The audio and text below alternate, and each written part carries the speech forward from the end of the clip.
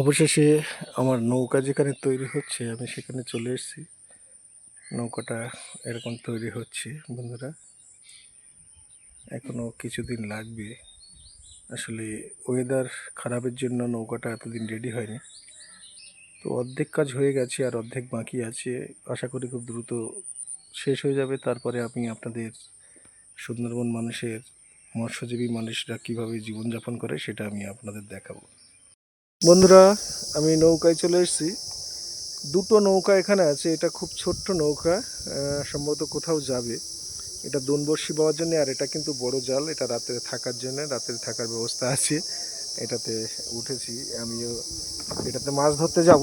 তো দেখা যাক যার নৌকা সেই ব্যক্তি কখন আসে, অপেক্ষায় থাকলাম। আপনারা থাকুন, কি মাছ পড়ে সেটাও দেখব, তো সঙ্গে থাকুন।